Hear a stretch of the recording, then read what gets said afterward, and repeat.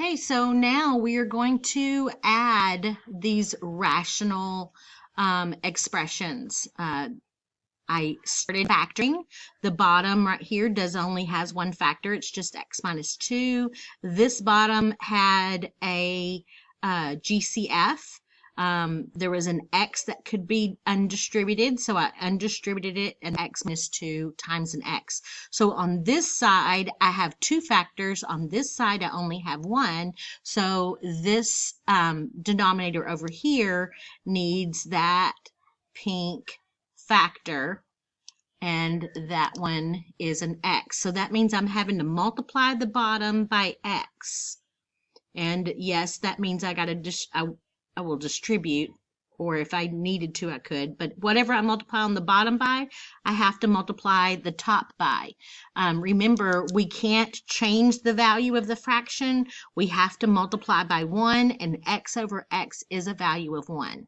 So now my numerator is 2x over x times x minus 2. And this numerator is 3 over x times x minus 2. So my new numerator is going to be 2x minus 3, and my denominator stays the same, x minus 2. And this is the simplified version. You combine the numerators, the denominator stays the same. Okay, here's another example. I am going to start by factoring those denominators. This is an easy trinomial. Two numbers that multiply together give me 4, that subtract to give me 3. So 4 times 1. So I'm going to do x minus 4 times x plus 1. Then that's going to be minus, and this is going to be 1 over. That's the difference of two squares, so x plus 1 times x minus 1. Now I'm going to begin to try to get a common denominator. So I don't know if the highlighting helps, but I'll highlight. So the thing that we already have in common is an x plus 1. They both have an x plus 1, but this side has an x minus 4, so that means this side over here needs an x minus 4. So if we put an x minus 4 on bottom, we have to multiply x minus 4 on top.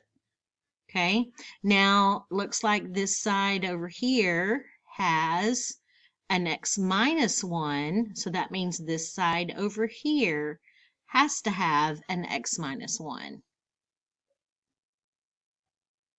And if I put this x minus 1 on bottom, I have to put an x minus 1 on top. So notice that my denominators ended up being exactly the three colors are on bottom in both places. But if I added it to the bottom, I had to also multiply. If I multiplied it on the bottom, I had to multiply it on the top. So now I'm going to leave all the ones on the bottom factored. There's no reason to multiply that out, because we're usually doing all of this so that we can graph it. But we do kind of simplify the top, so that becomes 2x minus 2. Don't forget to distribute. And then this becomes, this is going to be tricky if you're not careful right here. We're going to do that minus sign right there. That becomes x minus 4, because 1 times x is 1x, 1 times negative 4 is negative 4. But now when I can't combine any like terms on the numerator. Oh Lord, where did I go? I can't combine any like terms on my numerator because I still have parentheses around that because of that minus. So I now have to distribute that negative. So what I have on top is 2x minus 2 minus x plus 4. This minus sign has to get distributed. Now you could have skipped this step by changing that to a plus and then distributing that negative. That would have gotten you straight to this point. So you'd have gotten -1 times x. It will give you negative x, -1 times -4 will give you positive x. So if you want to skip this step, then change that minus to a plus and then make your coefficient right there negative. Works out to be the same either way. And then on bottom, we have x minus 4 times x plus 1 times x minus 1. And then on top, 2x minus x is x. -2 plus 4 is plus 2. And that is the answer to the original problem, this fraction minus that fraction.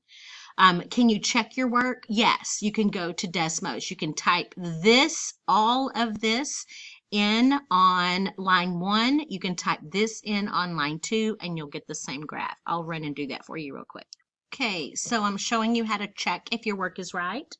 I put the original problem, the one that I was given, on line 1, and then I put the answer that I got right here on line 2. And now we're going to see what the graph looks like. Here's the graph of this one. And if they are correct, then the graph of what's on line 2 will be identical to what's on line 1. So the graph should overlap. And as you can see, they overlap exactly. So all the points that are on the red graph are also on the blue one. So that means that my two graphs are identical. So that means when I worked this problem, I worked it correctly, because what I started with and what I ended up with, the simplified version with the common denominator, matches this first one. Okay, the last problem that we have, I'm going to, this is going to be the super duper like bonus question. It's a really ugly looking fraction. I'm going to erase some of this stuff so that you can see what it looks like. That's what it looks like right here. I'm actually going to wait and redo this on the next video because I don't think I can do it in 3 minutes.